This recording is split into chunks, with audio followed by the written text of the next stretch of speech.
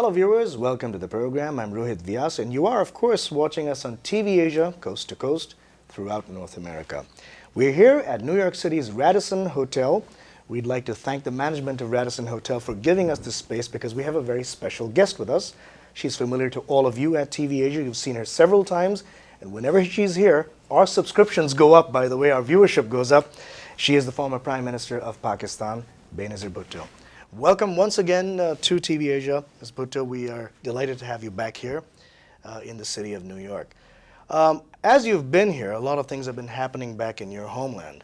And let's start first with a purported U.S. airstrike in the village of Damadola against Al-Qaeda.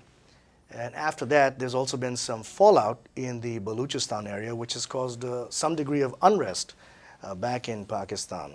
In the case of the former, the attack, the airstrike in Damadola, there's been an outcry against the United States. There are protests, there are rallies. Reports say they're from hardcore Islamist groups that are protesting the strike. The government has been hard-pressed over there to try and defend the strike and are trying to find who really did it. In the case of Balochistan, there have been allegations coming out that a lot of people there, tribals, are armed and they think it's from the outside. Your immediate reaction to both these events? Both these events are tied to a situation where there is militancy, but they're also very different. In Waziristan, there's a battle against Al-Qaeda terrorists and militants, whereas in Balochistan, there is an alienated population that has basically risen up in revolt. Both of these areas pose grave risks for Pakistan's integrity and future stability. Now, Balochistan, this particular area of Balochistan and a good portion of the Northwest Frontier province have their own types of administration which are not even tied to the federal government currently under General Musharraf. How would you deal with a situation like that? Because essentially they call it lawless, Northwest Frontier province, for instance, totally lawless. I don't believe the situation there is lawless. My father, during his tenure, had established the writ of government, and in my time too, there was the writ of government. But right now what we have is a military regime which is fighting basically a secret war.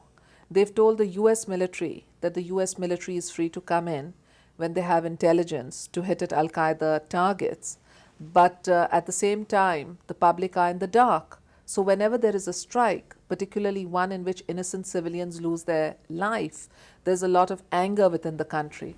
Now, if the PPP was in government, I believe that we could police the area ourselves.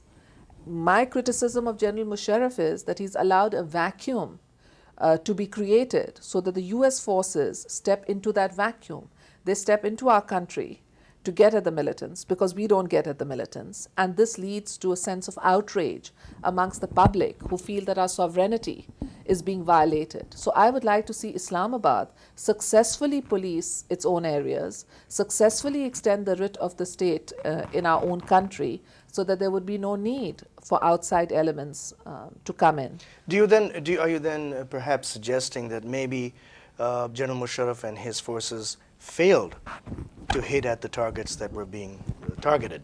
And so the United States stepped in with his acquiescence. Do you think that's the case? Yes, I think that's what's happened. I think that Islamabad has failed to co-opt the public or explain to the public that militancy is wrong, explain to the public that it's in Pakistan's interest to eliminate terrorism, that it's in our interest as well as our region's interest, our neighbor Afghanistan's interest to eliminate the Al-Qaeda terrorists and militants. I think the government has failed in that. And they've also failed in getting adequate intelligence that would enable them to capture Al-Qaeda militants. I'm told that one of Ayman Zawahiri's relatives was also killed in the raid that took place, but we're told this 72 hours later, so it's too late. The first information that came out was that women and children had died. So obviously the public gets very upset when they hear that women and children have been killed. So I believe it's very important for Pakistan to continue the fight against terrorism, but to be able to police its own areas.